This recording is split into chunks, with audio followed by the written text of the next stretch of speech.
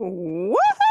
Hey, good morning. You're listening to Conservative Cat on Cities 92.9, the news and talk Bloomington Normal. Man, I am so glad it's Friday. Thank God it is Friday. Go ahead, text me 309-451-9299 throughout the show today. Be a part of the show. We really encourage you guys to be a part of the show because this is your show. This is your hometown conservative talk show. We've got so much to get to this morning. I do want to get to Governor J.B. Pritzker celebrating the Illinois students' success. I'm going to be frank with you folks. There's not much to celebrate here. In fact, state lawmaker Regan Deering, she is calling for caution. She says there's no real reason to be celebrating right now. They're called NAEP. Okay, the NAEP tests or the NAEP report card. It's a national report card that came out, and Governor J.B. Pritzker is like, "Oh, we're exceeding above national average. You know, the Illinois students are above national average." Okay, that's kind of embarrassing because the national average is trash. It is garbage. So if we're a little bit better than garbage, I don't know if that's something that you can actually celebrate. And this is a real shame. It just shows that it doesn't matter how much we're spending per student. They're not educating the children in our public schools, which is really, really tragic.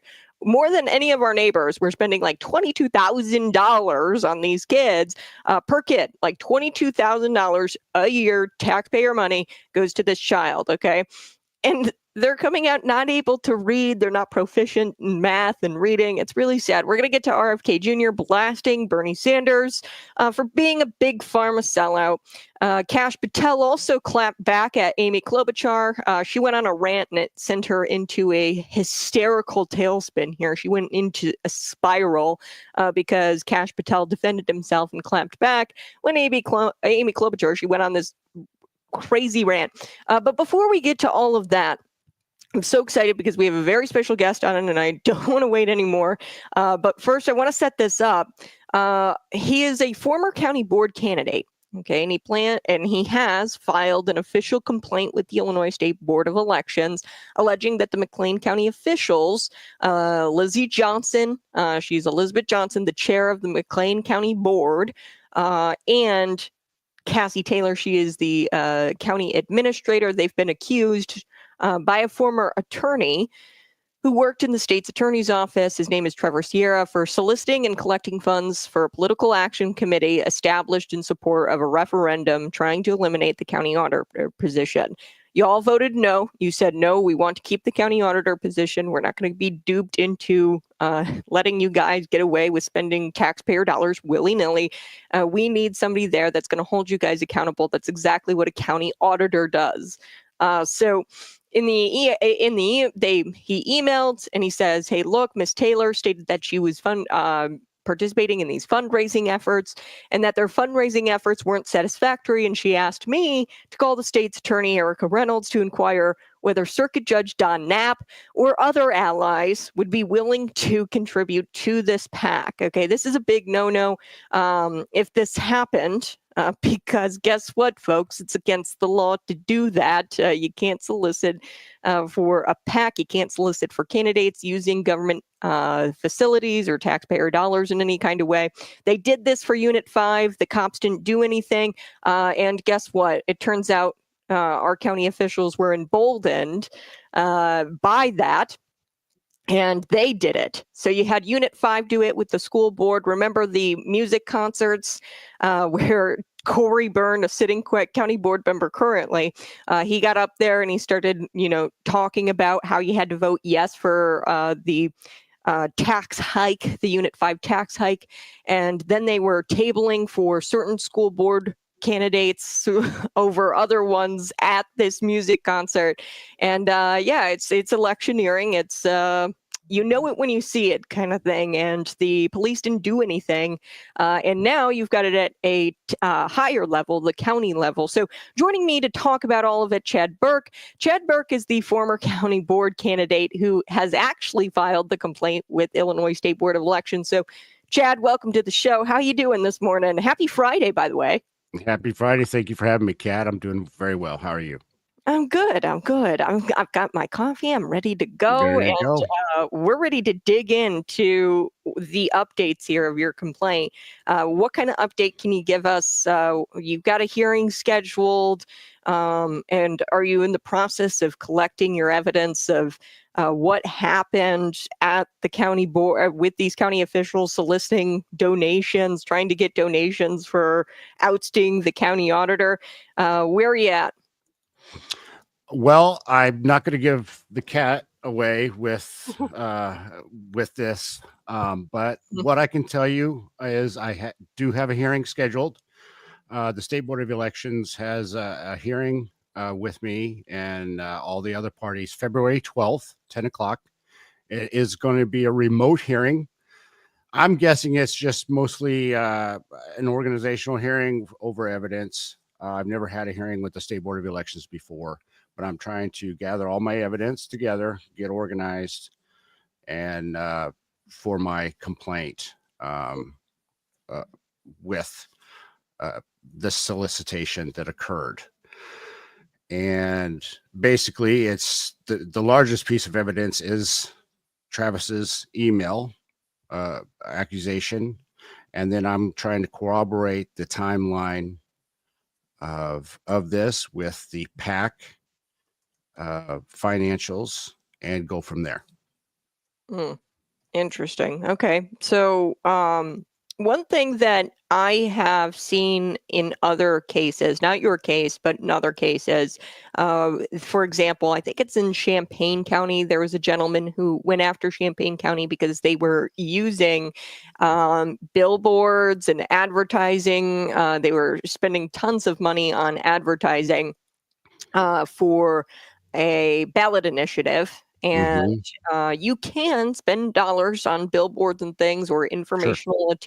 informational material, but you have to be very clear, like that this is information. We're not asking you to vote yes or no. We're not asking for one specific, like in this case, it was obviously a PAC that was against the county board or the county auditor being a position. Okay, there was a Yes. question on the ballot: shall the county auditor be a position? And this was a PAC that was specifically against that.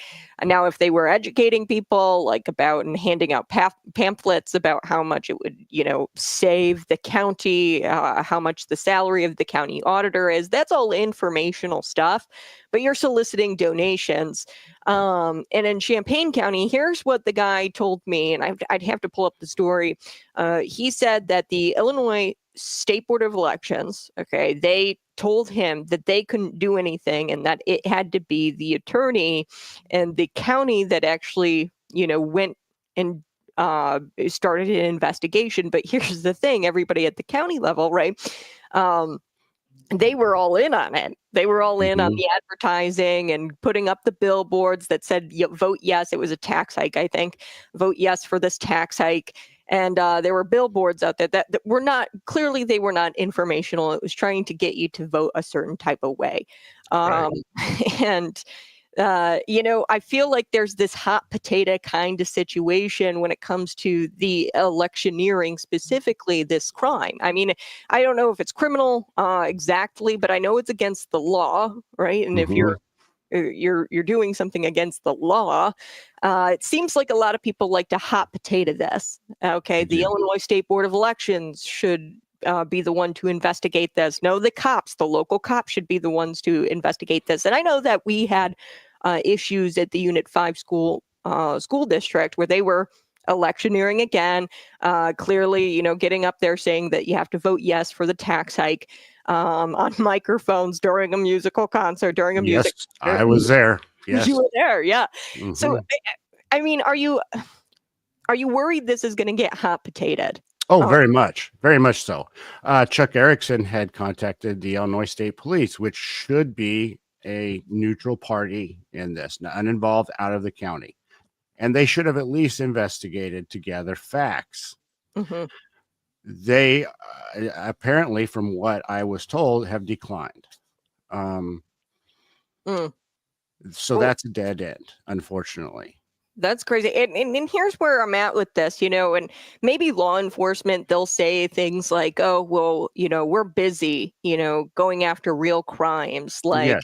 um, or we're busy doing things with the Illinois State Board of Elections. We have to make sure our equipment is working, or we have other complaints that okay, somebody was soliciting donations. Who really cares? No. To those people, I say, people fought, like thousands and thousands of people have fought for this system to be the way it is, Yes. and we lose our election system if you have individuals who are using taxpayer dollars and taxpayer facilities. I mean, this is propaganda. Okay. We have people who fought wars over this kind of stuff, right? Hmm. Fought and died to preserve this way of life and not have propaganda in our election systems. You can't use taxpayer resources to sway an election. You just can't do it, right? Correct. And that brings up a point. I was asked why I'm doing this and why it matters to me, and I shouldn't do it. It's been brought to my attention, and my biggest feedback to them was, how do I know? Because this was done in cash. This was done under the board. Okay. Mm-hmm. How do I know? Because at the time I didn't know what the PAC name was. I was still researching that. How do I know where this money went and what it was used for? Was it used against my campaign? Because I was vote no, and this was a vote yes campaign for the auditor. So Mm-hmm. obviously at some level it did go against Randy and I's campaign. Fine, because it was a referendum or whatever. Mm-hmm. That's fine. But these funds, were they commingled? We don't know, because it was cash. Other than what names are listed. It was done on county property with county employees during county work time. That's the problem I have. And it affected a campaign, mine and Randy's, and it's against ethics of the county board and the charter of the state board of elections, and also state code, the law of the land. Mm-hmm. So if it's hot potatoed, there's a serious problem in this state. And we know there is already, and as far as our elections go. But if the state board of elections doesn't find a problem and react to it in a manner suitable to fix it, or in the affirmation of a finding on my side, then something needs to be done as far as the state's attorney. Yeah. Yeah. And I know they have an investigation happening. Yes, Erica On their Reynolds has part. confirmed that they're also conducting, an investigation into looking Yes. into this. And here's my problem with this. And for our listeners, we got to take a quick break, but I do want to say this real quick. Here's my whole thing with this. I feel like this wouldn't have happened had the Unit 5 situation been addressed. Obviously this was Yep. hot potatoed. Had the Unit 5 situation been addressed and the law was actually enforced and we took a strong stance, with that situation in Unit 5, I don't think that the county board members or the county administrator, I mean, that was a pretty resounding, like, yeah, you guys can do whatever you want. By not addressing that. And of course, you're going to have a domino effect of, okay, if he got away with the law, then I can get away with the law. I can do the same thing. And if they didn't go after him, that sets the precedent for me to do the same thing. That's where I'm at with it. I'm like, see, and now it's serious. I think it's a little bit more serious in that you don't just have somebody going up there saying vote yes. You have somebody actually, allegedly, I want to be careful, allegedly, going around and asking for donations for this political action committee on behalf of this and vote. Getting fired over it. Or vote yes. Yeah. Yes. So this guy was let go. and he participated in this. And actually, in his email here, we have it pulled up. He apologizes to the taxpayer. He's apologizing to the county auditor, who, her position was essentially on the ballot this last election. Mm-hmm. And he's apologizing, and this guy was let go. I don't know if it was because of this. It's kind of odd timing, right? So you're saying it's because of this, probably. Well, it started September 1st, September 5th, September 10th, and the third attempt was September 19th to collect funds. There was 3 attempts at collecting funds, the 5th, 10th, and 19th. And then that was when he was let go, was right at that time of September 19th. So that's interesting, that there's a very short gap of time. Mm-hmm. Yeah. 5th, 10th, and 19th.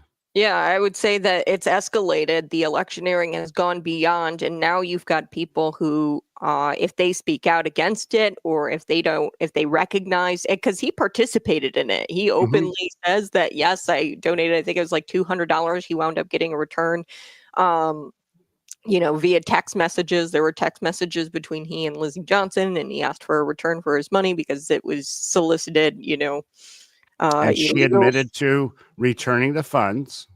And that is a known fact. Those funds were returned within 24 hours. Yeah, which to me is, I'm no attorney, but like, I'd imagine this is going to go this way in your hearing. That's key. That's a key evidence, in my opinion.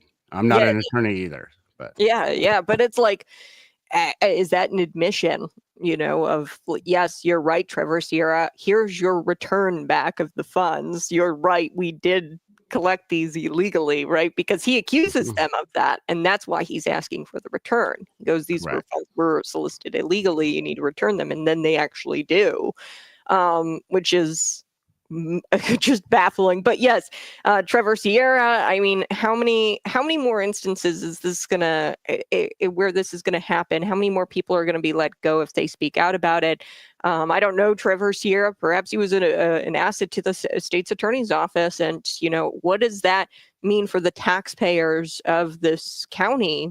We lost a good, and every attorney will tell you this, state's attorney will tell you this, they're hurting for attorneys. They're hurting. It's a very hard thing to try to get people into a position in the state's attorney's office. So if you're letting people go because they're speaking out, if that had happened, that's not good. We're going to be right back, Chad. We're going to be right back. We're going to talk a little bit more about, so you obtained a document here, and this is evidence of the PAC that was opened for the county auditor position, right?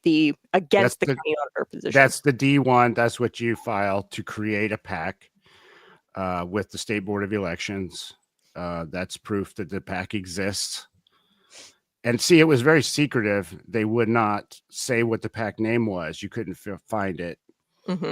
But this is the PAC. And what's interesting is we don't know what this 4,000, if you see number 3 in the right above the middle, right. So you've got a document up on YouTube, Facebook, Twitter, Rumble. You guys can see it, but there's a document here, and it talks a little bit about the PAC. So right there in section 3, what does it say? The balance is $4,926.45. That's a beginning balance, or funds available at creation. We don't know where those funds came from. There is no listing anywhere. Also, the name of the packet, for anyone who wants to know, is MC, McLean County Citizens for Grievance. It's hard to read. Grievances and Accountability, because it's handwritten. That's the name of the PAC. McLean County Citizens for Grievances and Accountability, number 40231-11. But again, that balance, I can't find any listing to break down how they obtained that, who put it in there, where it came from. Maybe it's out there. Well, we're going to be right back with Chad Burke. You guys can find us on YouTube, Facebook, Twitter, and Rumble. We'll be right back. You're listening to Conservative Cat. All right, Chad, we're on with just our Facebook friends. Go ahead and smash that like button. Chad, tell me a little bit more about, your efforts to try to find this pack because you had a hard time with it I in the I beginning. did. Yeah. Even Diane helped me search for it. Diane We Richmond of Diane BLM Benjamin. News. Normally you just go to the State Board of Education. There's a link. You go in and you search for PACs, and you look. You you can just go in and you pick a name and you search, and it pulls up a bunch, and you try to break it down. And we looked for auditor, keyword search. Couldn't find anything. Well, eventually I talked to someone on the county board, and they gave me a hit name, and I was able to locate it. Mm, But nobody would give up this for some this reason. name It's very that we secretive. claim the Yeah. MC Citizens of Grievances and Accountability. Yeah. Hmm. But I was able to track it down just like a week ago. Even we checked even with the IRS, to see if there was any filings. Couldn't find anything. Hmm. And I think partially because it was handwritten, it wasn't filed electronically is part of the problem, because it searches by keywords, and Hmm. the computer just couldn't do a keyword search. Yeah. So that A lot of people don't know this, and I tell people this all the time. Michael Madigan didn't even have a cell phone. mhm, So when you're, and I want to be careful with my words here, if you are trying to do corrupt things, handwriting, turning things in person, this is a way to kind of skirt mhm, our transparent, modern databases and things like that because they're trying to stay under the radar. Um, and I mean, Michael Madigan didn't even have a cell phone because he didn't want, anybody. I mean, clearly, I mean, he's probably got a verdict. I don't even know if the verdict came down, but yeah. this is your typical, like, nasty corruption, Michael Madigan type politics, right? Mhm. And I mean, if Miss Johnson uses the defense of "I didn't realize what I was doing," she attended the University of Illinois Edgar Fellows in 2024, which is a very highly respected training seminar. I think it's a week or 2 weeks long training. Plus, she's now an incumbent, twice elected, so she Mhm. cannot use the excuse, which I know she probably will attempt to try at the State Board of Election. "I didn't know any better." Mhm. That that is wrong. She knows better. She Mhm. has had training. She has the experience. Mhm. I'm gonna. I'm not going to allow that to be a defense. Yeah. The county administrator, she knows better also. Now, Cassie may be the person thrown under the bus and was trying to be used as a buffer, an insulator Mhm. between, well, that can't be used either, because the ultimate person responsible is the person seeking the campaign funds. Yeah. Yep. Yep. Yep. And here's the thing, is the county administrator, Cassie Taylor, she's not in those text messages where, Trevor Sierra was asking for a refund. Okay, so Hmm. he knew exactly who was the origin of collecting and soliciting these donations. He went Correct. to her, not Cassie Taylor, obviously, for the refund, which tells me who was the mastermind, Yes. who's the one who's able to give me my refund, right? Yeah. I'm not going to go to Cassie Taylor. Who do you go to for a refund at the store? The manager, right? Right. Right. Who's in charge? You go to them for The the boss. yeah. So I'm excited for your hearing. When is it again? It is February 12th at 10 o'clock. It's going to be an online hearing, which is, not as I prefer to be in person, but that's the new way of things. Mm-hmm. And yeah, I'm just trying to gather evidence. I have created an affidavit or a statement of evidence that if anybody wants to come forward and state some facts, It will be purely confidential. They can fill out and sign. No names will be mentioned, as protected as I can protect, except at the hearing, that knows anything. And because I'm convinced that more was done at maybe at a school, because if it was done here at the county board, or at the county office, what's to stop them from doing it at other government facilities? Right. We're going to be right back, Jed Burke, and I'm going to let people know on the radio as well that you are looking for people to come forward if they have any information to help in your case at that hearing. So hold on one second. Sure.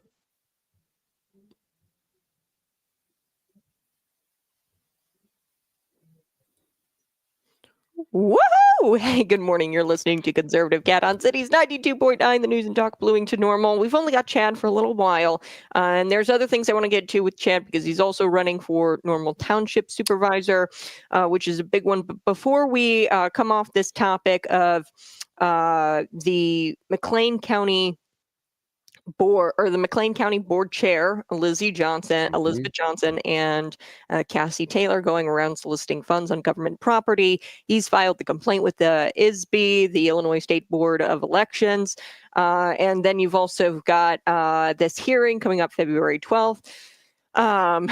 Before we move on, I do want to give Chad a chance. Hey, if you know anything about these funds being solicited, if you're a janitor, at the government center there in Bloomington, and you were approached and asked about getting funds together for this referendum or voting against the county board or county auditor position, if you were a janitor there who was approached, something, and that could help Chad in his case.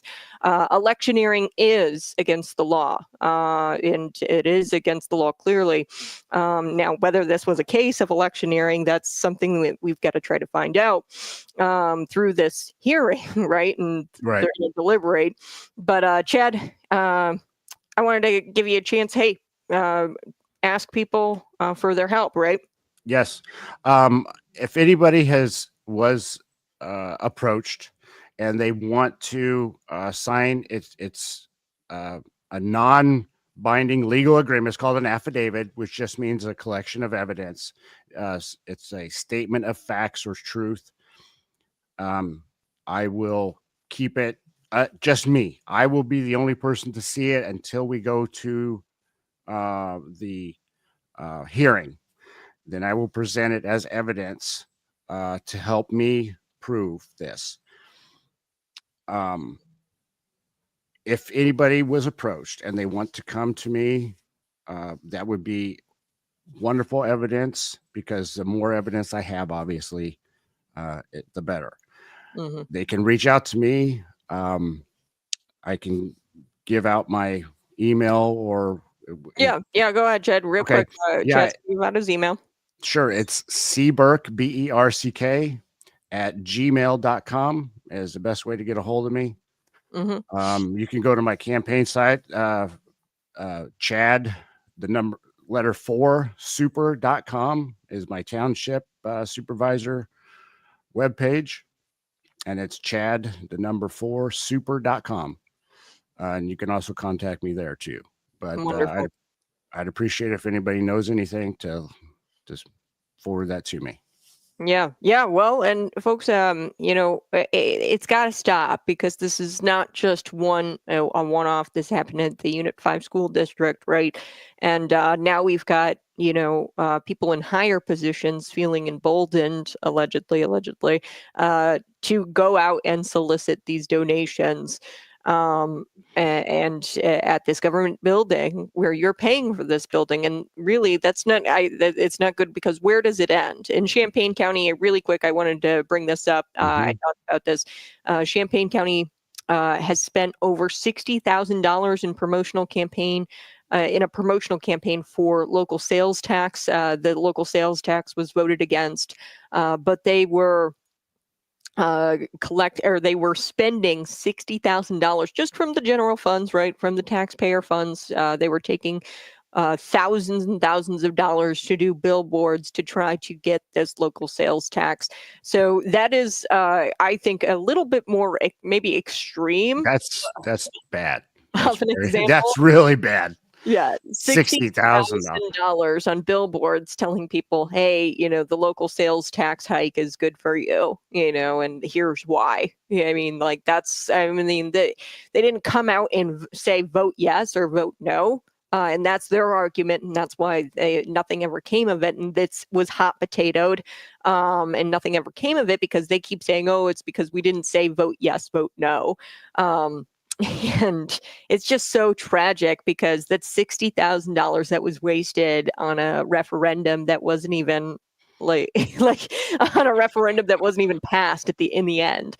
So $60,000 wasted, and that's government, like that's your money being spent towards campaigns. And you might not have the political affiliation that Lizzie Johnson, that Cassie Taylor has, and you don't want your taxpayer dollars going to, if you wanted your money going towards a political campaign, you would have done it. Right. And for them to take the taxpayer money and put it towards a political campaign, which was what this was on government property and using government resources and this facility here, that's what this was. To promote a certain candidate or cause. I mean, you can't do that. Imagine me walking through the fire department, police department, schools with a can asking for donations for my campaign. That would last about 20 minutes. Mm-hmm. Yep. It wouldn't happen. And she did, because they're in office and she's the now chair. And if you were, say you're Secretary Sue, and I'm sorry to be that way, or Secretary Bob, and you're sitting at your desk and the current vice chair and administrator, your supervisors walk in and say, hey, can you donate to vote yes to remove the auditor? You're going to go, oh, here's 20. You're not going to think twice. Because if you don't, you're on the list. Yeah. And maybe Trevor Sierra found himself up on that list because he didn't, and because he spoke out against it and knew that it was wrong. And being that he has experience, now this is all speculation. I don't know exactly why he was fired, but the timing definitely is questionable. I want to shift gears real quick. I know you got to go. Let's talk about Normal Township Supervisor. Okay. What does the Normal Township Supervisor do? Because to be frank with you, I'm not even really sure. Sure. The Normal Township position is actually has a very large amount of that was the wife.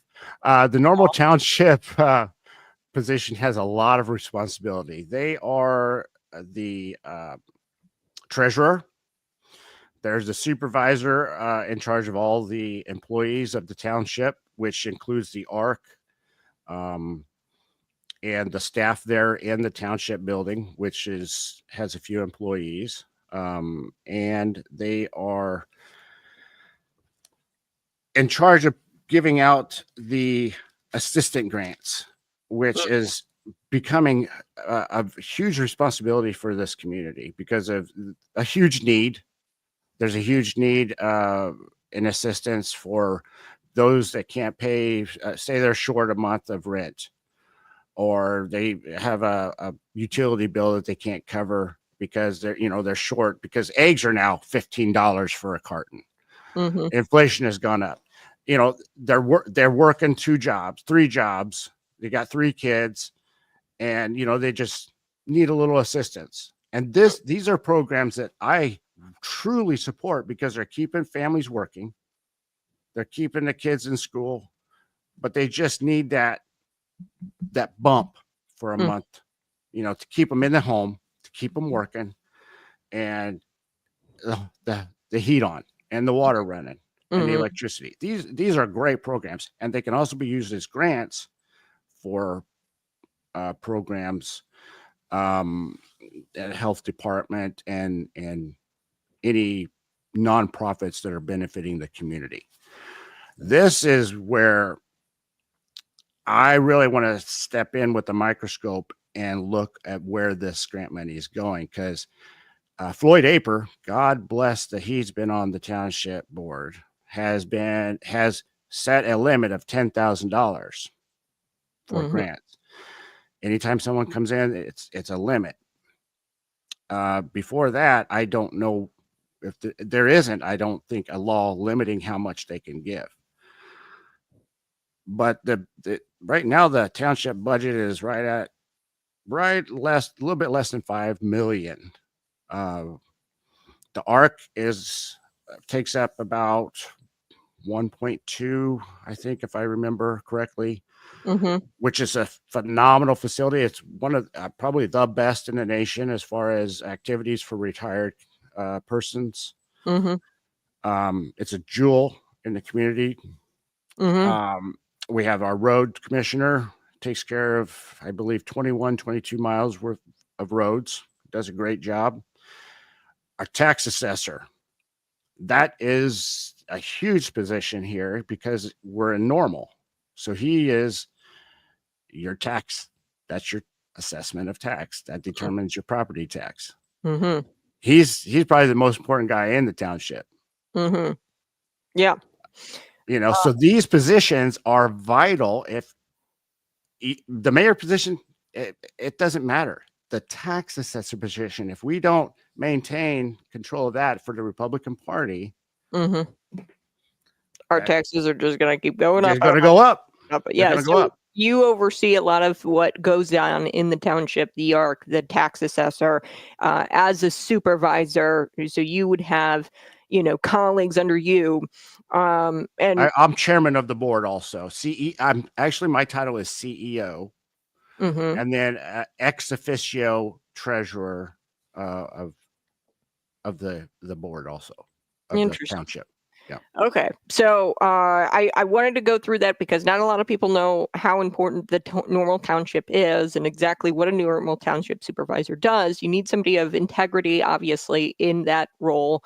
Your opponent, Crystal Abel, also serves as the McLean County board member. And I've said it before on this program.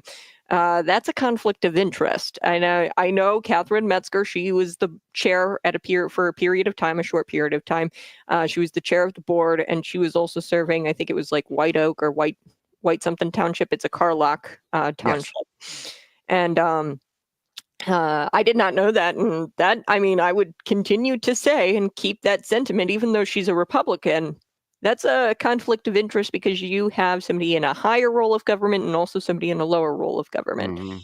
Somebody who, raises so a normal township supervisor. So here's exactly where a conflict of interest would be. If you oversee the tax assessor as a normal township supervisor, okay, and then Crystal Abel in her county board role raises taxes, right? So she can raise it twofold on you. She can, hypothetically, I'm not saying she'd do this, but you definitely need somebody of integrity and nobody with a conflict of interest in that position. She could have a conversation with the tax assessor. Hey, let's assess the homes a little higher this year, right? And I'm just being hypothetical, of course. You could have that conversation. You could have that conversation. And then in the same breath, raise the taxes at your McLean County board member level.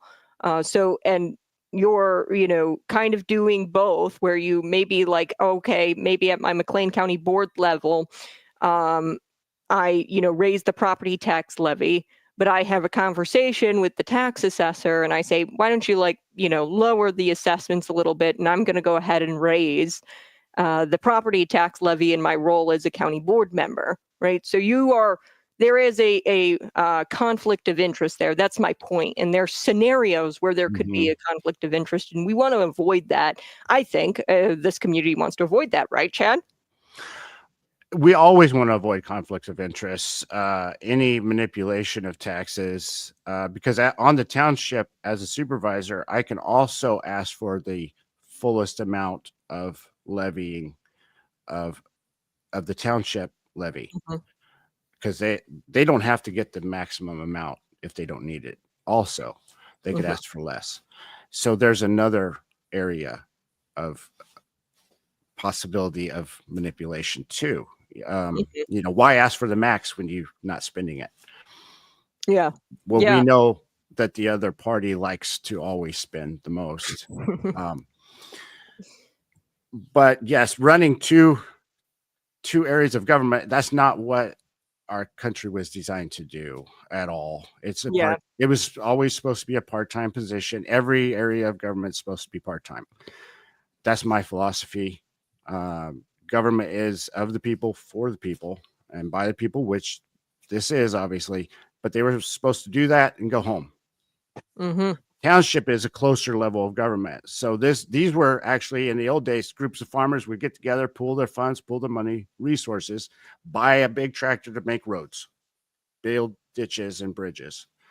Now it's changed. It's evolved into other aspects of our life. Um, Yeah.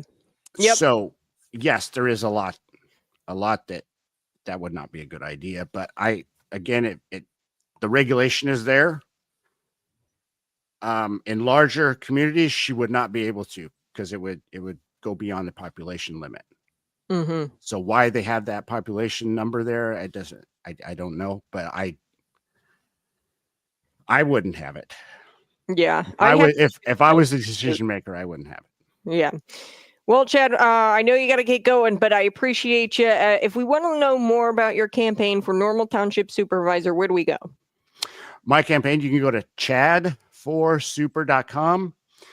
That has my webpage. McLean County Republican Party has a lot of information and links to all of us township candidates. We're all out there putting information. That's the best place to see all of us candidates, great Republican candidates that we have. We have a great slate. I can't express how awesome this team of township candidates are. We are a team, and I think uh, we're really getting out there, putting information up, and look in the next few weeks for some really great things to come. Hmm.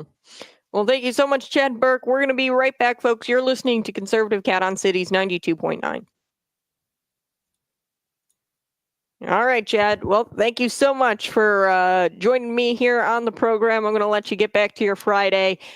Enjoy the rest of your day, man. Thank you, Kat. I appreciate it so much. All right. All right. Bless you too, Chad.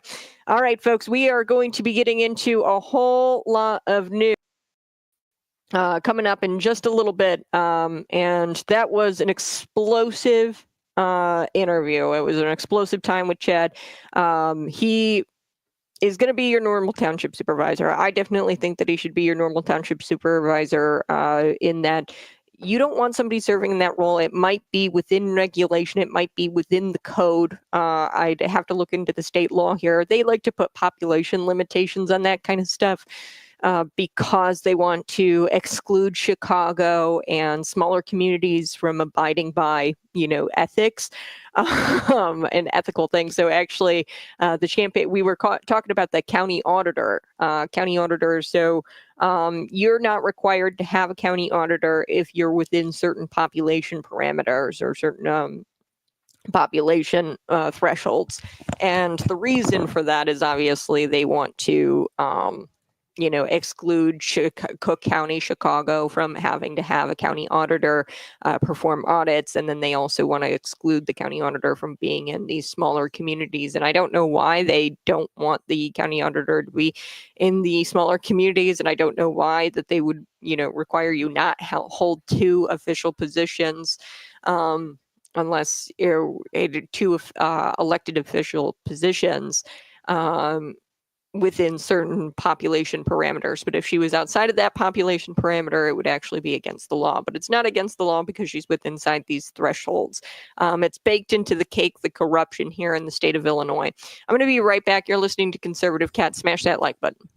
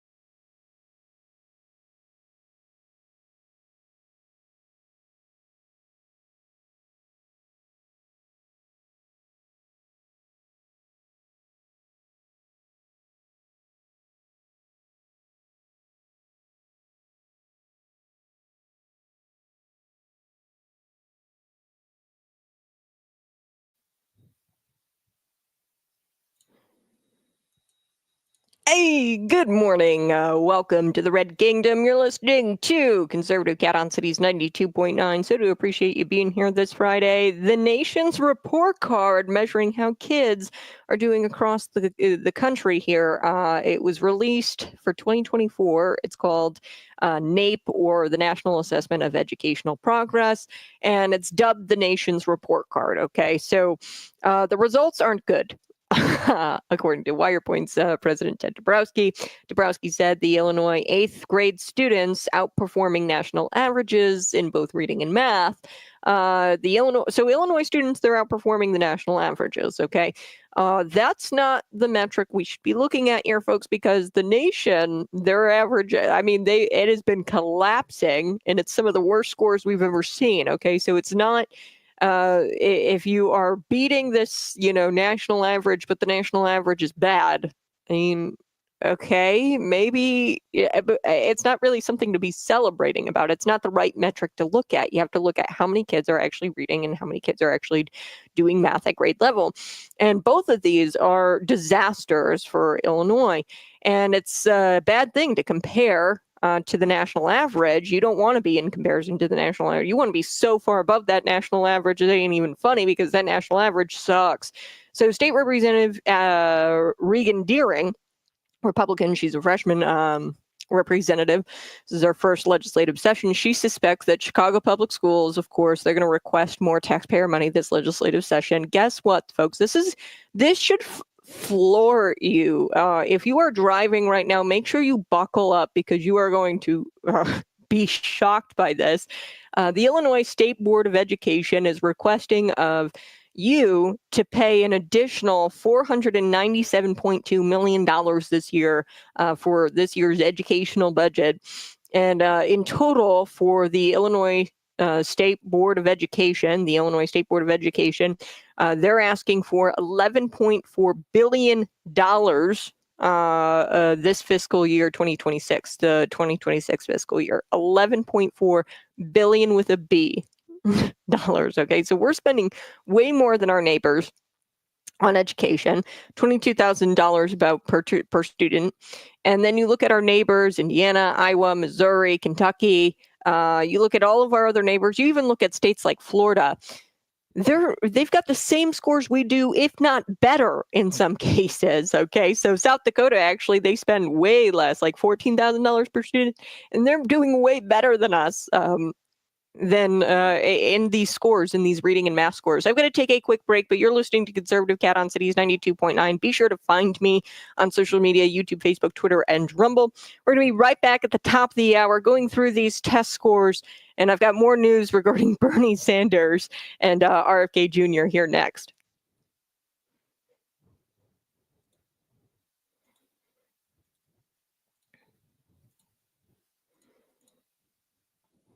Hey, go ahead, smash that like button, share this out with your friends. We've got so much to get to. Sounds like Democrats protesting America won the election, aka they were mad that Trump won, disgruntled domestic enemies of America. What we've got here, we're going to get to Kash Patel, but what we've got is Donald Trump. He's been talking about the anti-Semitic behavior on campuses, and he said that we're going to deport those people as well. If you've got people who are anti-Semitic and are on college campuses, perhaps they're on a student visa and they've been charged with, hate crimes, then he says, hey, let's get them out. Let's get them out of the country. I think hell yeah. With the Lake and Riley Act, that is a huge deal.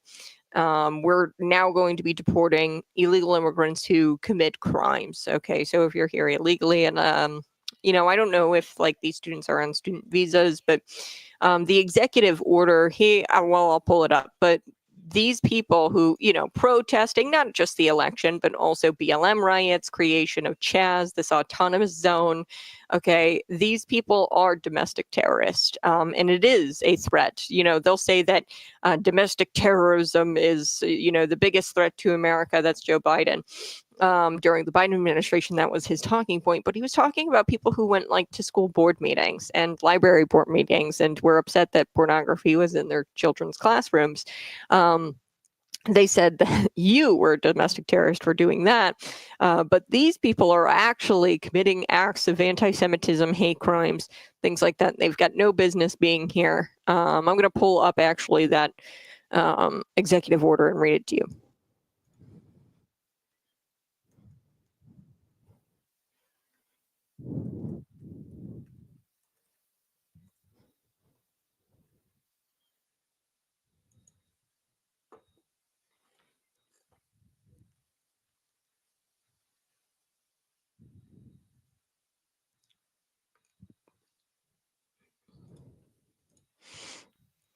So here we have it. Trump signed an executive order instructing federal agencies to identify all civil and criminal authorities available to combat anti-Semitism. So he's saying, hey, everybody civilly, everybody criminally, your criminal authorities, so your police officers, you need to combat anti-Semitism, and you need we need to find ways to deport anti-Jewish activists who violate laws. So the order requires agency and department leaders to provide the White House with recommendations within 60 days and outlines plans for the Justice Department to investigate pro-Hamas graffiti and intimidation, including on college campuses. Here's what the order says. Jewish students have faced an unrelenting barrage of discrimination, denial to access to campus, common areas, and facilities, including libraries and classrooms, and intimidation, harassment, and physical threats and assault. It shall be the policies of the United States to combat anti-Semitism vigorously, using all available appropriate legal tools to prosecute, remove, and otherwise hold to account the perpetrators of unlawful anti-Semitic harassment and violence. The executive order calls for resident aliens, including students with visas. So resident aliens. So these are people who are here legally, temporarily in the country. Now, if you violate our laws and you're here on a student visa and you're doing anti-Semitism laws specifically, so if you're breaking hate crimes, or if you're part of a hate crime, if you're harassing, intimidating people who are Jewish, then you could face deportation. So the executive order calls for the deportation of resident aliens. So this isn't illegal aliens. These are foreigners who are here with student visas. They're not illegally here, but he's going to deport them if they are intimidating and being anti-Semitic. So that is a huge executive order. I wanted to bring that up. Somebody was talking about these people who, protest the American election. We won.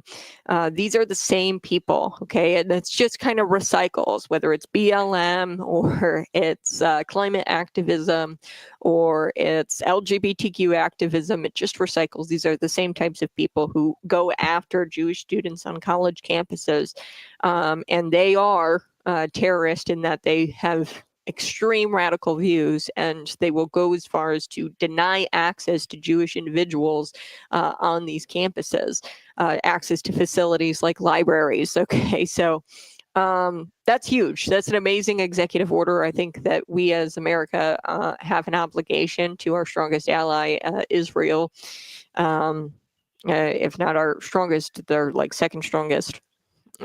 We have a strong allyship with Israel, and we should keep that intact. And this is a way to preserve that that relationship. And Donald Trump understands that, and that's why he's being proactive and shipping people out who are here temporarily. And like I said, there's this sentiment, folks, biblically, that foreigners are to treat the people whose land they are on with respect.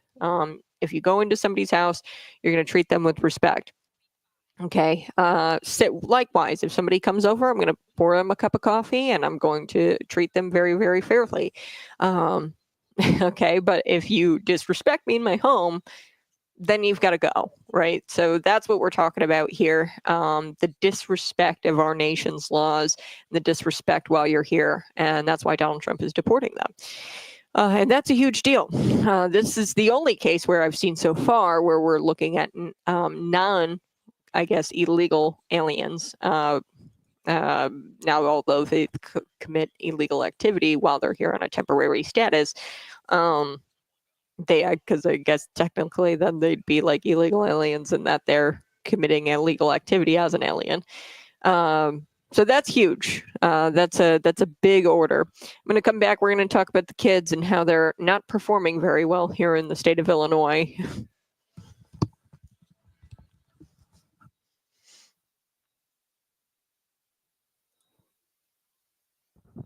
Hey, good morning. You're listening to Conservative Cat on Cities 92.9, the news and talk Bloomington Normal. Before we took the break, I was telling you a little bit about our students and how much money the state of Illinois has been dishing out for education, and we aren't seeing the results, folks. We pay the most probably for education than most states in this nation. If we're not, we're number one, number two. We're up at the tippity top when it comes to spending on education. And here's what Regan Deering said, quote, we're trying to prepare our students for a successful future, whether that's to be continuing education, college, entering the workforce, in general, being a contributing member of society. Illinois has the highest spending levels per pupil in the nation. Okay, so she confirms it, highest level of spending per pupil. If we're looking for a direct correlation there, then our reading and math scores should be significantly higher than they are now. I don't necessarily feel spending more is going to be the answer. So this near $500 million that they're asking for this year, the Illinois School Board of Education, I don't necessarily think that that's going to do much. We need to take a look at prioritizing our spending. Dabrowski of WirePoints, the president there, check it out, wirepoints.org. They said, look, our neighboring states, Iowa, Kentucky, Indiana, they're spending $6,000, $7,000 yet less per pupil. And they've got the exact same proficiency rate. So we should be giving that money back to the taxpayers, because the more money we throw at this, it's not getting any better. Governor J.B. Pritzker said in a statement that Illinois students are proving what we've always known: when we support our schools, our kids thrive. Okay, that's what he said in the statement, that the kids are thriving. Okay, no, they're barely beating the national average, and the national average has been tumbling for years now, JB. The Illinois students, quote, are proving what we've always known: when we support our schools, our kids thrive. That's what Governor J.B. Pritzker said. Our 2024 Nations report card shows 8th graders outperforming the national average in both math and reading. It's a testament to the great strides Illinois students are making academically. Come on, man. That's not the metric to be looking at. And you're going to see headlines from your public radios, from your leftist media, mainstream outlets. They're going to be printing headlines that, oh, the 8th graders, they're exceeding the national average here in the state of Illinois. What a time to celebrate. I'm sorry. That's horrific. It's sad. The fact that he's adamant that this is a cause for celebration is concerning.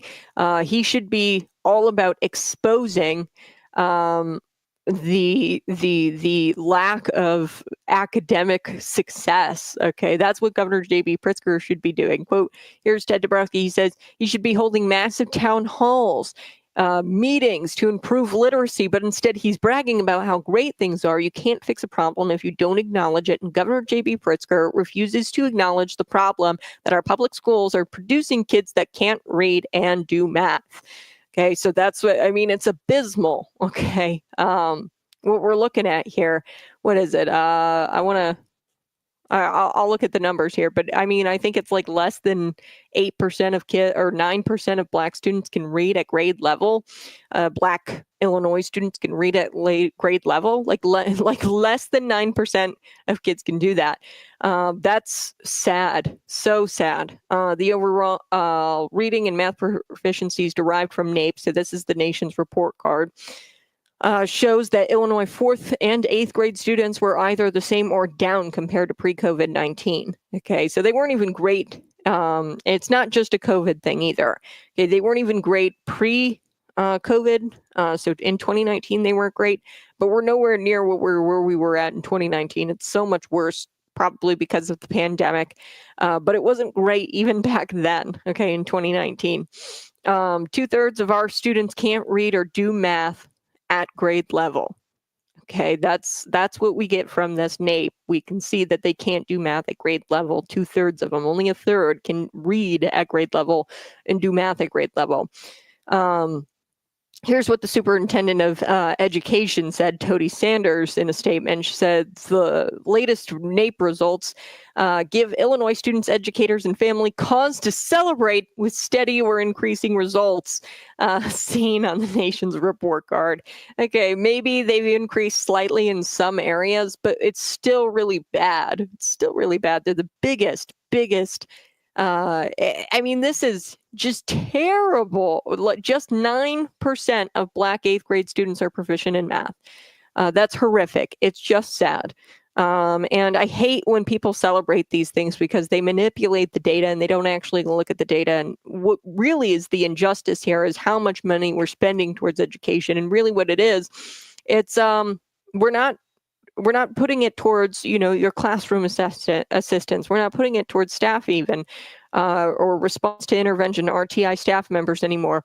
These districts have huge administrative salary. There's a lot of administrative salaries that are just very large and out of our district's budget. We can't afford to have somebody who does nothing to get a $200,000+ salary.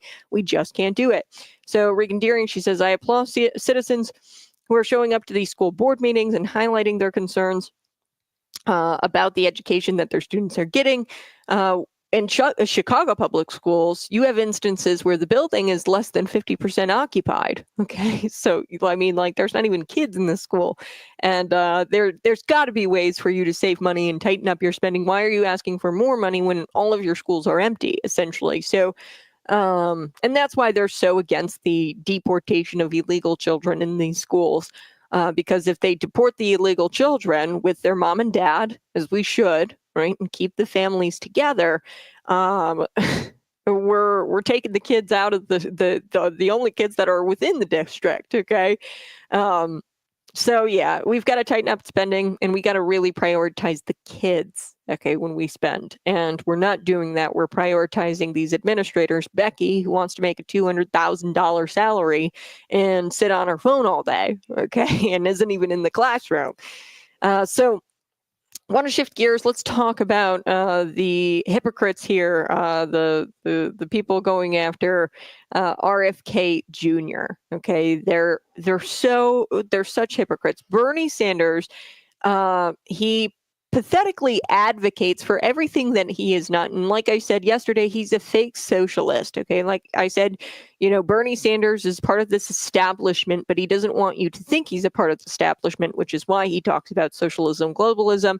Now you've got your younger Democrats like Governor J.B. Pritzker, Gavin Newsom, your AOCs, and I think that they are actual socialist globalists. Okay. And they're not part of this good old boys, as I like to call them, politicians, where it's this, mentality of you scratch my back, I scratch your back. So Big Pharma, you donate nearly $2 million to my campaign, and I will scratch your back with favorable legislation, and I will make sure that there is nobody who is going to be confirmed that will come after you and force you to pay out compensation to those who receive, vaccines like COVID-19 vaccine that cause injury. I'm going to make sure that you don't have to, worry about having to pay out for your faults or for your mistakes. Here's Bernie Sanders and RFK Jr. He tried to foolishly pretend that RFK Jr. would accept millions from Big Pharma. I highly doubt that Big Pharma is going to want to give him a single penny. The lack of self-awareness here could not be more evident. And this is classic Democrat strategy where they accuse you of exactly what they're doing. And this senator, no other senator, has received more donations from Big Pharma than Bernie Sanders did in 2020. So in 2020, no other senator received as much money as he did. Take a listen. I'm going to make America healthier than other countries in the world right now. Will you guarantee do what every other major country does? That's a simple question. And by the way, Bernie, The problem of corruption is not just in the federal agencies, it's in Congress too. Almost all the members of this panel are accepting, including yourself, are accepting millions of dollars from the pharmaceutical industry Oh, no, and no, no, protecting no, their no. interests. Oh, I thought that would, no. I ran for president like you. I got millions know. and millions of contributions. They did not come from the executives, not one nickel of PAC money from the pharmaceutical industry. They came from workers.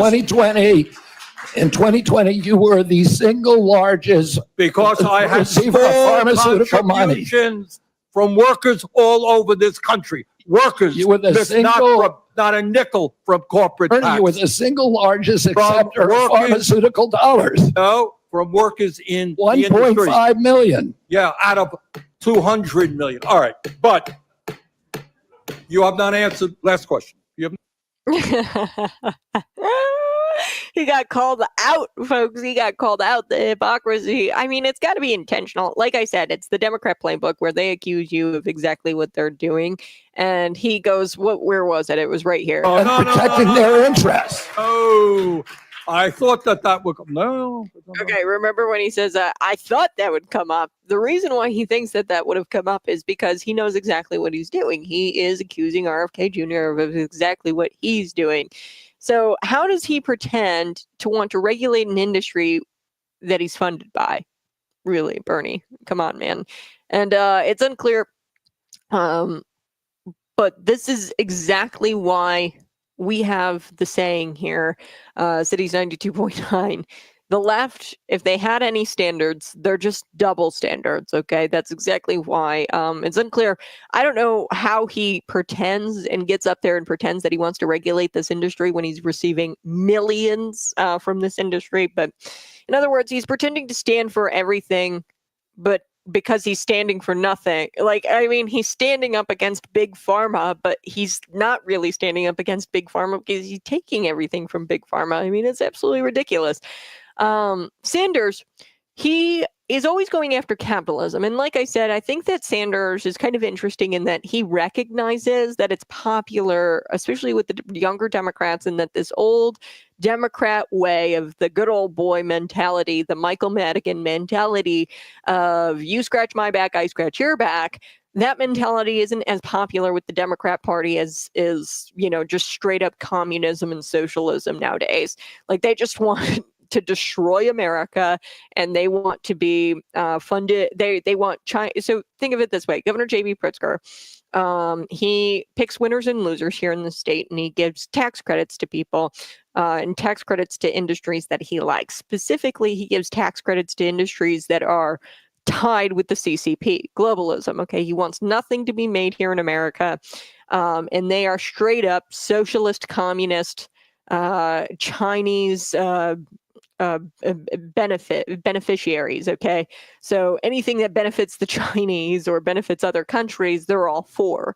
Now Sanders, because we don't make any of that stuff, windmills, solar panels, all of that stuff, we're not making any of that kind of stuff here in America, and all of that is Governor Gavin Newsom, like their Green New Energy, Green New Deal, all of that is the socialism, communism. Now he recognizes, Bernie Sanders, that that's very popular and that is the new Democrat way. That's why he always screams about capitalism. But guess what, folks? He claims that he's against capitalism, but has been participating in capitalism. This guy has 3 houses. Take a listen. Now, how did I get the money? You're right.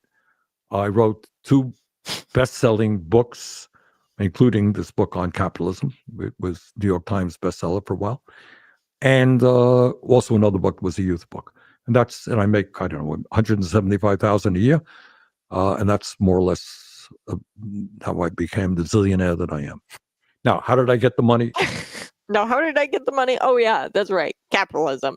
So this is really, really hypocrisy, okay? At least for JB, I can say this. Like, his millions and everything like that, probably from our foreign adversaries, probably not capitalism, not creating a product, living in the public sector, not actually being out there working and having a product that people want and will purchase. Okay. That's private sector folks who do work. Okay. Now, these public sector folks and the nonprofit organization folks, they just get grant dollars, taxpayer money, and then they get their zillions that way. Okay. So, I mean, the hypocrisy is only possible with this kind of hypocrisy is only possible with these wannabe socialists. Okay, they are wannabe tyrants, and like Bernie Sanders, he's a wannabe tyrant. Now, the socialists, they're actually tyrants. Like Governor J.B. Pritzker, tyrant, and Sanders is a millionaire, and to pretend that he despises the rich is just comical. It's so disingenuous. It's almost boring at this point. Okay, it's boring that you're out there screaming about how we need to be socialist and we need to take down the rich. He owns 3 houses. Okay. I'd imagine that people would want that money, right? Or those houses. You could use those houses and put them to better use, house the homeless, put that money towards charity if you actually cared about everybody being equal. Okay. You're not even a real socialist. It's so boring. And, he doesn't actually care about people paying their fair share. It is quite literally for him to, play this popular faction of the Democrat Party. He wants to be a part of the club, but they won't let him into the club, okay, because he's not cool.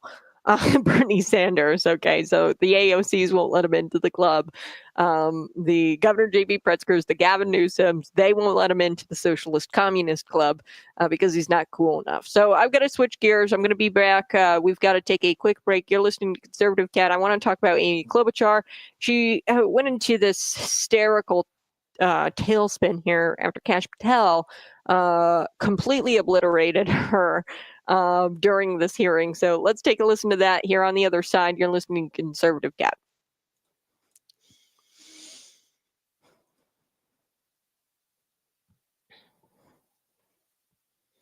Hey, yeah, like I said, 3 houses, no big deal. I really don't care what Bernie Sanders does with his money, but don't be this fake, like, oh, I'm, in it for the little guy. I'm, all about socialism. He's not even a socialist. Like, people say that he's a socialist communist. He proclaims to be. Okay. And here's the truth. He is actually part of this establishment Democrat Party. And it makes sense because look at how old he is, right? He's a part of the Hillary Clintons, the Barack Obamas, the George Bushes, where they want to scratch the back of their buddies, and they want they scratch the back of their buddies and their buddies scratch their backs. Okay, that's quite literally what this politics, what they're doing in these types of politics, the Bernie Sanders, and he's just faking it, really. He screams, and, you can always kind of tell the authenticity of somebody's politics. If they're screaming about it, most likely they're not authentic about it. Now, straight up, Governor J.B. Pritzker rules this state as if it is a communist regime. Okay, the lockdowns, COVID-19 lockdowns, I don't think I have to continue with everything that Governor J.B. Pritzker has done that has proved that he is a tyrant.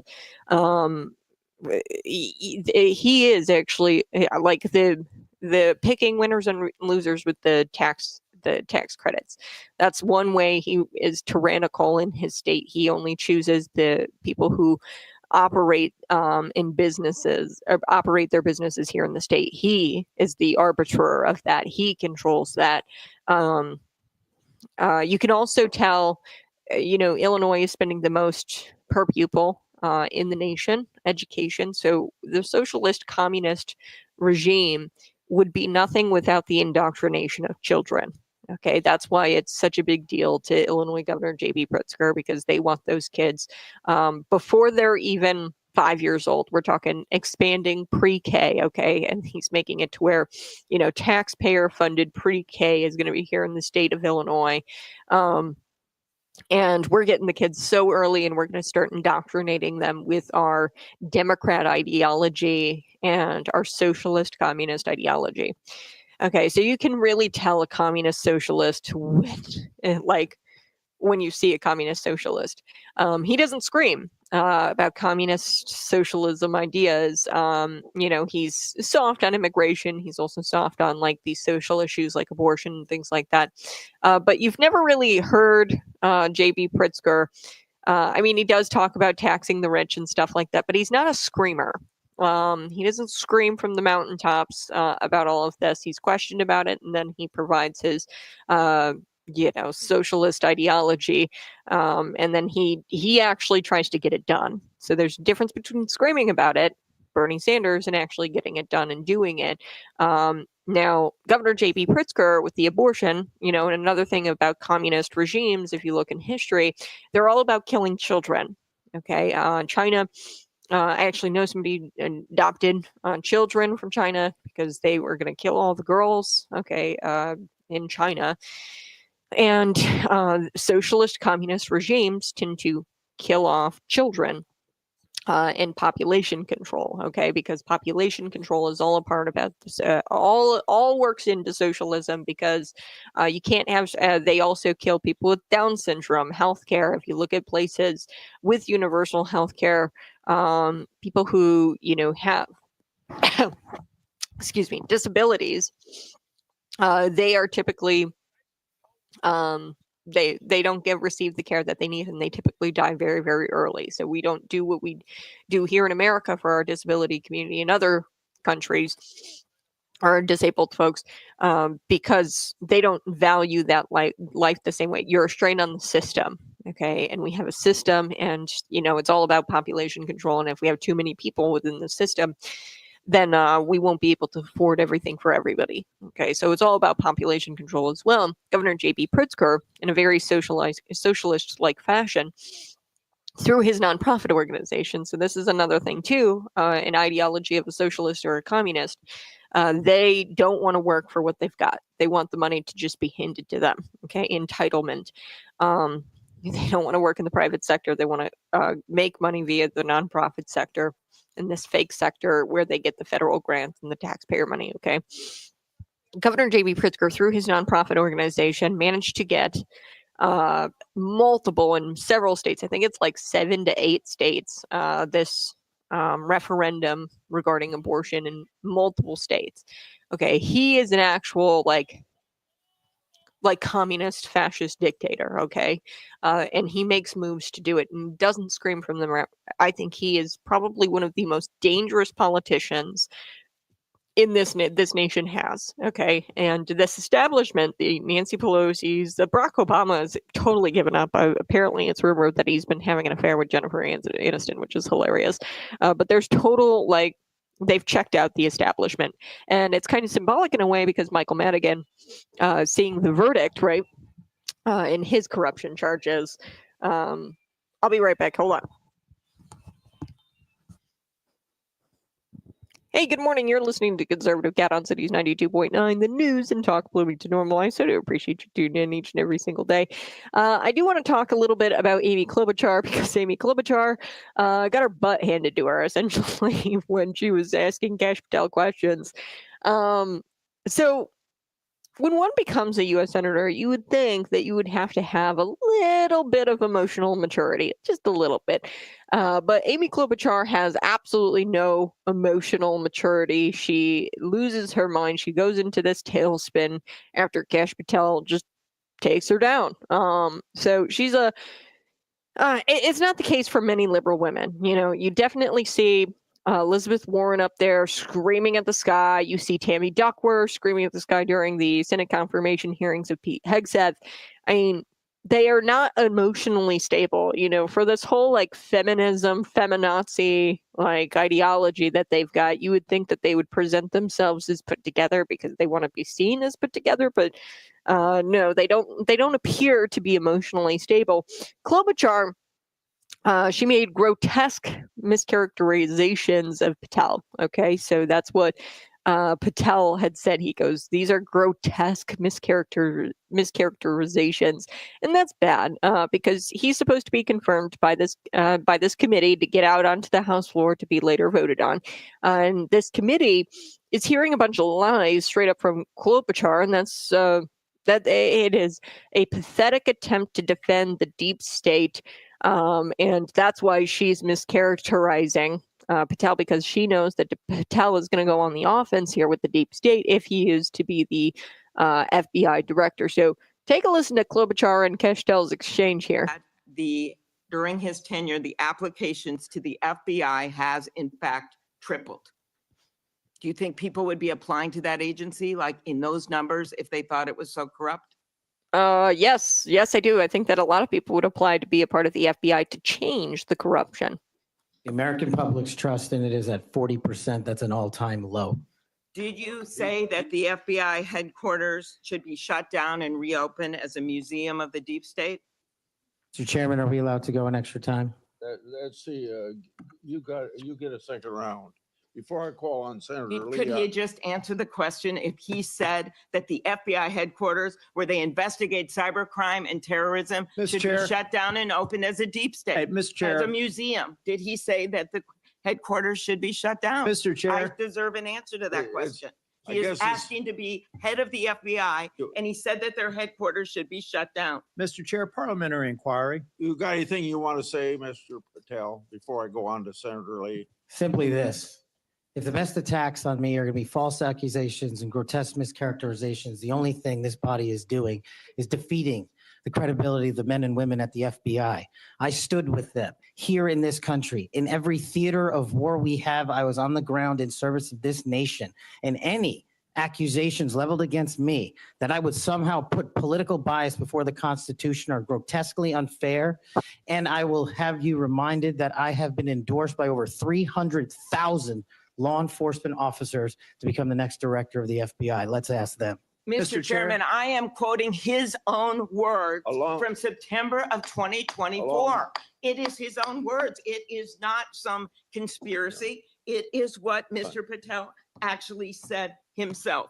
Facts matter. You forget that you had 3 minutes in the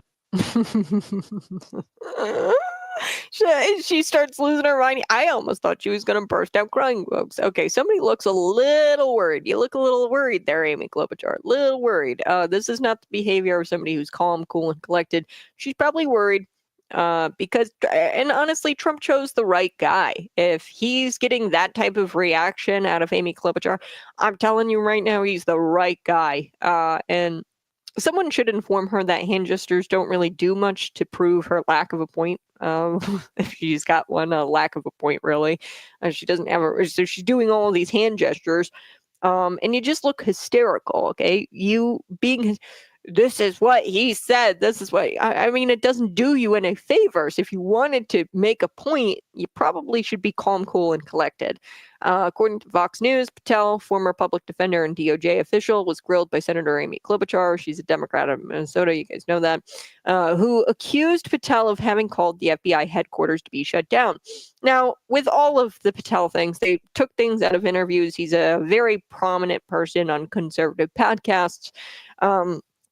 And he's done multiple interviews, and they take sound bites, and they don't take the whole interview or the whole even line of questioning, and they take these little sound bites because the Democrat Party is a party of sound bites. They operate off of sound bites because they don't have the truth on their side. They're the party of sound bites and false headlines. Okay, school raids are happening right in schools. That's just not happening, and they take these little sound bites or these little bits of mistruths or misleading material, and then they throw it out there, and they hope that they catch flies. Right? They throw it out there, and they're like, okay, let's try to throw a bunch of stuff at the wall and see how much of it sticks. Okay, so that came, or that he said that he wanted to shut down the FBI headquarters, which was out of context, and she didn't provide the whole interview. Actually, Kash Patel, when he said that, he goes, you can mischaracterize me all you want, and you can take these little bits and pieces out of my interview. You can do that. That's just fine, but you're mischaracterizing me. She goes, well, if with your consent, we'll extend this 5 hours, and I'll read the entire transcript of your interview. And he goes, you have 2 minutes. Ooh, shut down. That's what Kash Patel did. But he said this. He says, if the best attacks on me are going to be false accusations and grotesque mischaracterizations, the only thing this body is doing is defeating the credibility of men and women at the FBI. I stood with them here in this country in every theater of war we have. And we are, I was on the ground in service of this nation, and the accusations leveled against me that I have somehow put my political bias before the Constitution are grotesquely unfair. That's what he says. Public trust in the FBI is the lowest it's ever been. Okay, the lowest rating in a century. And it's because of how much the bureaucracy, how much Amy Klobuchar has abused their power. Okay, not just the bureaucracy, but also not just the agencies, but the Congress, members of Congress have abused their power. And as Patel said in his book, quote, change is possible at the FBI and it's desperately needed. And the fact that Klobuchar tried to grotesquely mischaracterize him, make these grotesque mischaracterizations about him proves how desperate the left is. Okay, they're using sound bites, and that means that they're very, very desperate. They need to have the kids in the schools. That's why they mislead you and say that they're school raids. They need the kids in the schools because they're not going to get the funding, right? That they need if all of their. I mean, their enrollment is down. School enrollment is down across the board.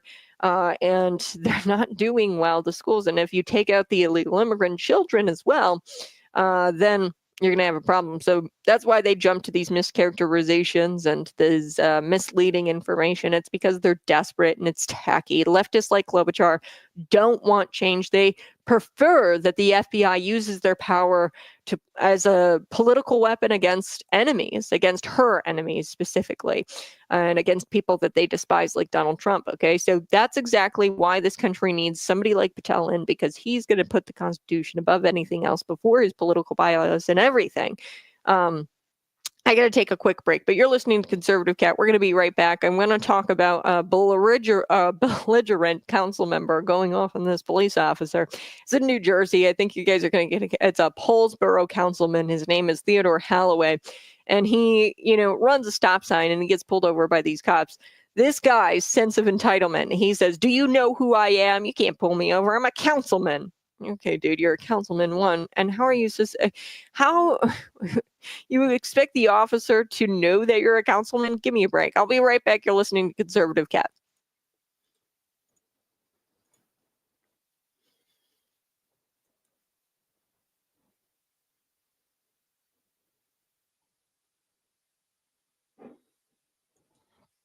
No. So yes, he did say this in an interview, but she was mischaracterizing him because it was a sound bite. Okay, so with that, he wasn't disparaging the FBI, the men and the women. He was talking about the bureaucracy within the FBI. And in that interview, they said so much more than just that little statement that the FBI should be shut down and it should be a deep state museum, which I think is absolutely hilarious. Dude, you're in the minority. Over, what was it? I said it's the lowest it's ever been. Most people don't trust the FBI. Most people would love to see the FBI shut down. You are in the minority when it comes to this, man. Nobody trusts the FBI at this point, okay? Hell, I mean, it wasn't the FBI, but you guys remember Peanut the Squirrel? The law enforcement, the New York law enforcement busting into somebody's house and killing their pets. Like, that's where we're at in this country. Nobody, even on the left, trusts law enforcement at this point. And why is that? Okay. And this is why, I love Back the Blue, but you can't do a blanket back the blue statements, like no matter who, not good, because here's what happened. Back the Blue, yes, 4 years ago, but after the 2020 BLM riots, after COVID-19, after all of what has happened these last 4 years, you no longer have people of integrity in a lot of positions. Okay. You've got some, obviously, but like, especially here in the state of Illinois, when you look at these law enforcement agencies, especially the people at the tippity top, you look at it and they're not people of integrity anymore because everybody left. Anybody with common sense would say, no, I'm not going to take this kind of abuse. I'm not going to, have my face spit on. And I remember I attended a Back the Blue rally. We actually hosted it a couple of years ago. And at this time, Cities 92.9 hosted it. And at this time, I was not working with Cities. I was actually working with a public radio station in college. Okay. So a lot of you guys don't know this about me, but I was apolitical. I was not a very political person at all. And what really changed my perspective on this was actually the individuals there, this public radio station, approached me and told me that I shouldn't take the job at Cities because they're wackos and they're crazies. And I was like, whoa, wait a second. They have a right to their political opinion as well. And I've always been, in 2016, I was running around the high school with my Trump hat. Okay. But, after I graduated high school, I kind of stopped with the whole politics thing and focused on, making money and trying to get myself through school. Right. But I was at this Back the Blue rally and I wasn't hosting it. I was actually covering it as a reporter for this, station, this leftist station, left-leaning organization. And I was reporting and I saw with my two eyes, it was a guy, he was in a wheelchair. There was a counter protest there at the Back the Blue rally with a bunch of, left-wing activists in the community, and I saw somebody from within the leftist crowd spit in the face of somebody in a wheelchair. Okay, and that's when I think my politics really started to kind of shift. I've always been kind of Republican, came from a Republican background, Republican home, and I was really into Donald Trump when I was in high school, right? And then it kind of shifted a little bit when I got into college. And naturally, because they're indoctrination camps, good thing I found my way, but that really woke me up. I was like, whoa. I was like, there's one side here that is not acting like that.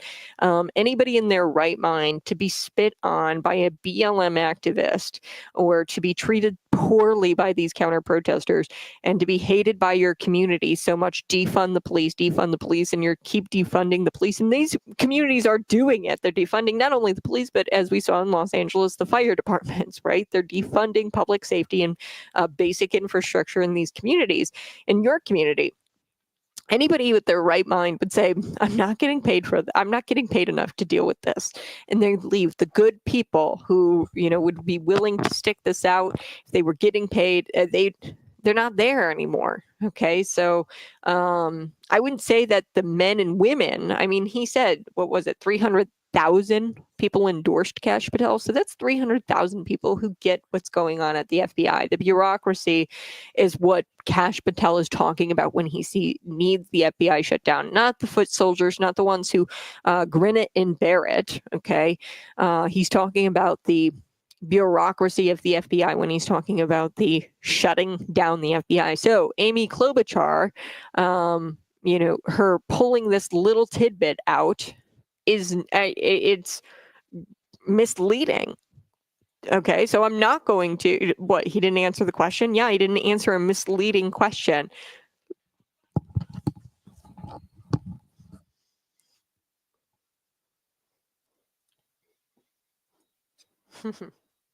Hey, good morning. You're listening to Conservative Cat on Cities 92.9. This kind of stuff happens all of the time in local politics. Like, I really wish it was more complicated than it is. It's just like my buddy does this and, I'm going to craft favorable legislation so that way he, in Illinois, that's how this goes. So that way he has success. Okay. I own a bike shop. So I'm going to, as a councilman, vote yes for, a bunch of bike trails to be built here in Bloomington Normal. Okay. So it's really, really not all that complicated. But you've got this Paulsboro councilman, Theodore Holloway, and that's where I want to go this morning. He committed a moving violation, okay?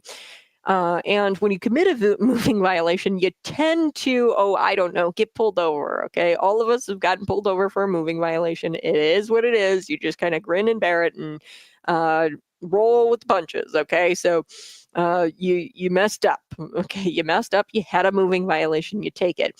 Holloway, okay, this Paulsboro, New Jersey councilman failed to stop at a stop sign, okay, and he's an elected official, and he believed that he was above the law here, folks, so he decided to scream at the cops who were just doing their job. Take a listen to this. Here we go.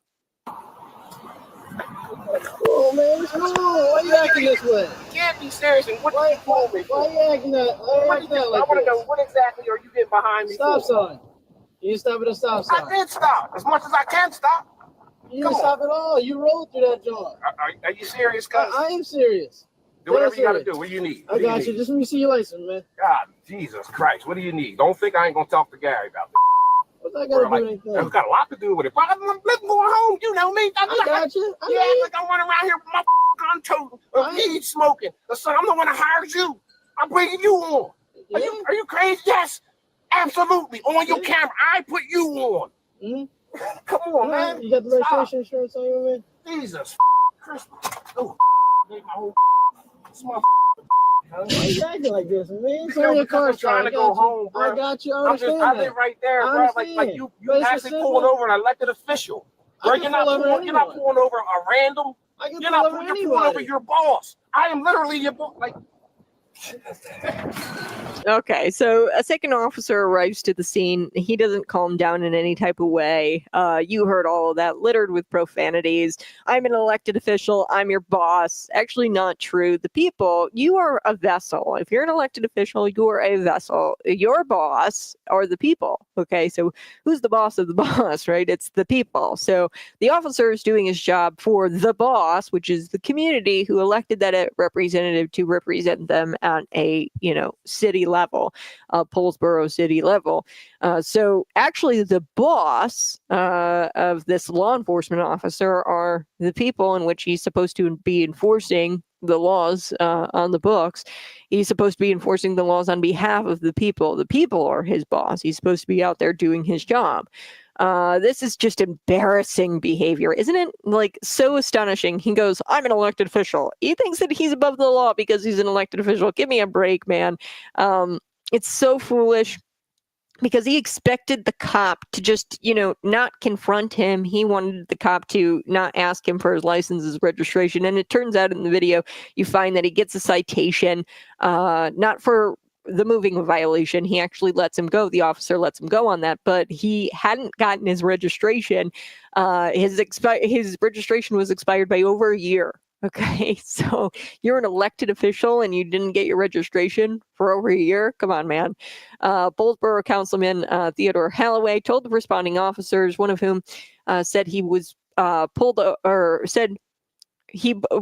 by these responding officer, and he told the one officer that he was an elected official.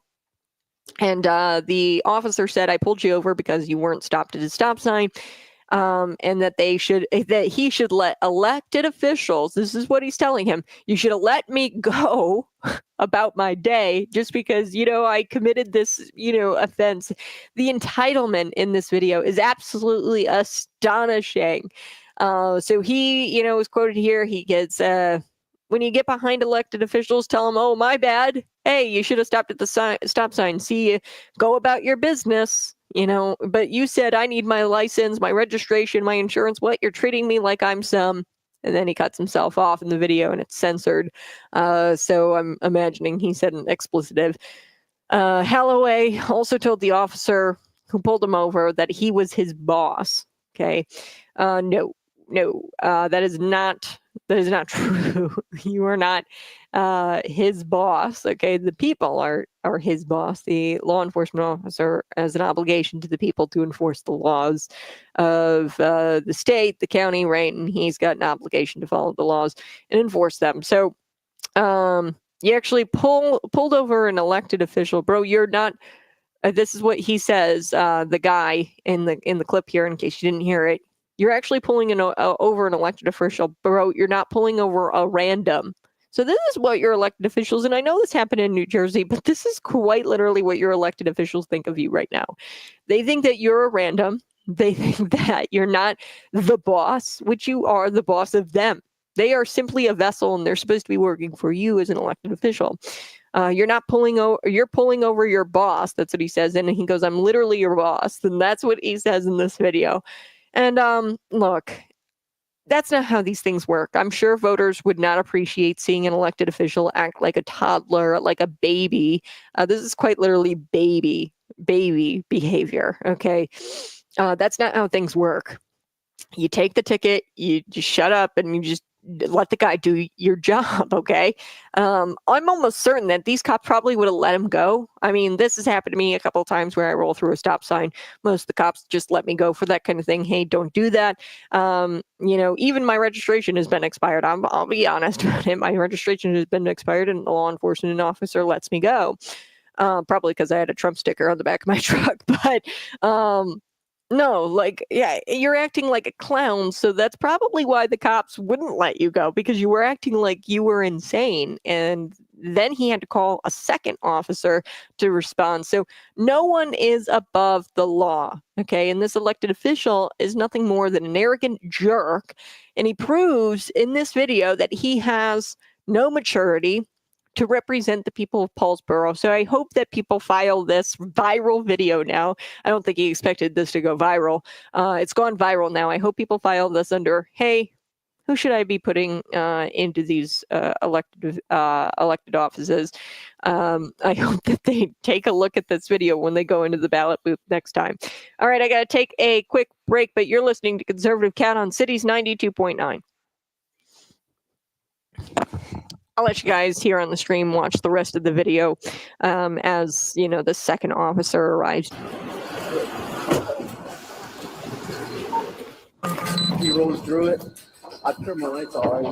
Why are you pulling me here? He started yelling at me out the window. Pull over right here. I said, "Don't pull over." He gets out. So he's explaining. Obviously, upset. I hired you. Keely's not here about this. He's a legend of fans. I didn't roll. Stuff like that. His registration is July. Nah, sir. Yeah, what's going on, man? I'm talking to the chief right now. This guy is crazy. What's going on? You know who I am, right? What's that? You do not know who I am either? I do, sir. Oh, all right. Exactly. Anyway, chief, please talk with them. Tell them when you get behind elected officials. Tell them, oh, my bad. Hey, you should stop at the stop sign. See you go about your business. Not here, I need your license, registration, joint. Why you treat me like I'm some mother? All right, listen, man. You receive just one citation, all right? I cut you a break on a stop sign, but your registration's expired since July of last year, all right? There's nothing I can do with that, all right? So it's just one citation. It's not court mandatory. But you'd like to show up in court and plead not guilty, I circle the court number on the top right for you. Provide them more information, they'll give you a court date to show up in court. Otherwise, drive safe. Take care, man.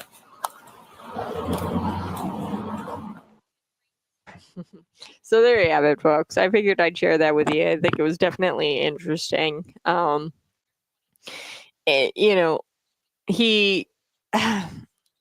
He says that you're a random, and these are the types of people that you do not want in office. Another thing that I want to show you, hopefully I can get this pulled up here. I think I can. Yep, here we go. You guys are really going to like this. Fox News is actually doing a report on Tiffany Henyard. Tiffany Henyard was caught here pretty much at the site night. Oh my God, they're fighting! They're fighting! Oh, look at that! Look at that fight! So this is the maturity, folks, of your elected officials. Tiffany Henyard. So here's the story. The story is that this Democratic mayor, she's been accused of spending taxpayer money on lavish trips. She got into a chaotic brawl with her constituents during a board meeting. Okay, the scandal-plagued Tiffany Henyard, who faces allegations of misusing funds, sprang into action after someone told her, you gone B, like you gone B word. Okay. So, her constituents, like if you ever are bored, you can just go check out the Dalton town or Dalton Village board meetings. They're hilarious to watch. It's just straight, like, there's no other word for this. It's kind of ghetto. I hate to say that. It's not a race thing. It's just straight up bizarre. And it's not against the constituents there. It's really, really weird how how much this is escalated, and nobody seems to be paying attention to it. This is like no other place, I think, in America.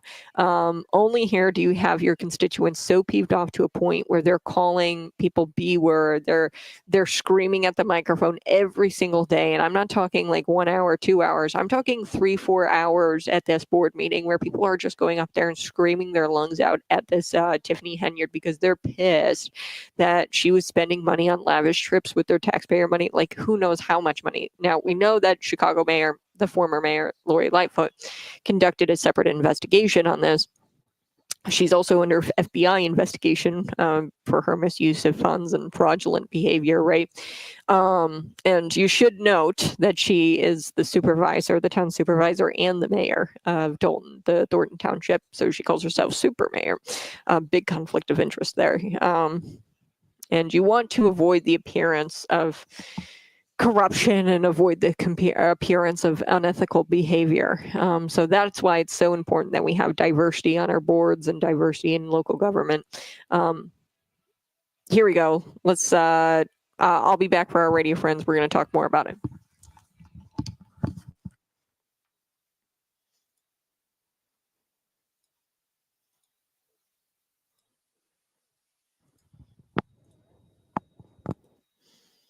Hey, good morning. You're listening to Conservative Cat on Cities 92.9, the news and talk of Bloomington Normal. Do you have a special someone in your life? Well, you can show your appreciation by purchasing one of these amazing packages on our Steals and Deals website. Okay, so guys, don't wait last minute. Get her some different roses. We've got dozen roses, gift cards to Texas Roadhouse and Brass Pig Smokehouse and Ale House, and it's all starting at $59.95. There's only a few left. Okay, I'm looking at this right now. There's only about 7 or so left. 7 to 14 left on the Steals and Deals website.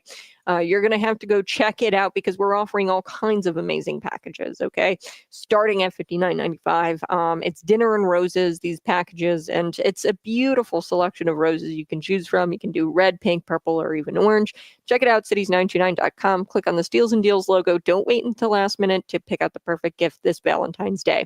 Real quick before I go, I wanted to tell you about Tiffany Henyard and this fight night that happened. Fox News actually picked up the story, and nobody really talks about what's going on in Dalton. But if you're ever bored, you can go check out like the Dalton Village board meetings. They're really intense. And I'm talking like 3-4 hours of constituents screaming into microphones. This guy called her a B word. And then she jumped into action here, sprang into action after somebody called her that at the microphone and threw some punches. Her boyfriend, I guess, was there, threw the first couple of punches at this guy who called her a B word. Like, this is insane. She is facing, obviously, allegations of misusing funds. She's under FBI investigation. There's also an external investigation that Lori Lightfoot did into the Democratic mayor. And she's just been spending taxpayer money on lavish trips. And this is what's so important. You need to, as an elected official, not have this appearance of corruption, of, conflicts of interest. And, what's really disappointing, Bloomington Normal, McLean County, you've got a lot of instances where you've got spouses serving in lower levels of government. And then there's their counterpart, their spouse, is serving in a higher level of government. Okay. We've got Eric Hansen on the McLean County Board, Cody Hendricks now seeking the Bloomington mayor position, Bloomington City Council, current Bloomington City Councilman. Then you've got Crystal Abel serving as, possibly the Normal Township Supervisor. She's going for it. It's an $80,000 gig. Plus she gets the stipend as McLean County Board member. And she's planning on holding both those positions. Then you've got, Corey Byrne and Abby Scott. And you don't want this appearance, because I bring this up. Tiffany Henyard has that under her belt, right? She's the township supervisor and then also the Dalton mayor. You don't want what's going on in Dalton to be going on in your community. Okay. The people are very peeved off, and it's because at every step of the way, these local officials like Tiffany Henyard, her spouse served in the township in some sort of way, or some sort of like agency through the township. It was like a teen advocacy program through the township, and she gave him this job, and it's her boyfriend. Okay, so this is not, you want to avoid any kind of appearance of unethical behavior. And people who just don't seem to care about that or get into it, even though their spouse is into it, it's very weird. And quite frankly, it's just, it gives the appearance of unethical behavior.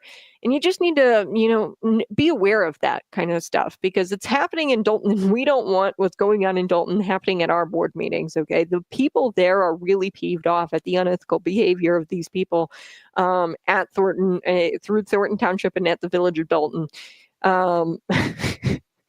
Yeah, if you're bored, go watch a 3-hour Dalton Village board meeting. It's very Jerry Springer-esque, and like pulling hair, screaming, and like banging on the podium. Lots of cuss words, so don't watch it while the kids are around. You guys have a blessed rest of your day. Have a wonderful weekend. We'll talk again on Monday morning, bright and early, 6 a.m. Bye-bye. Love you.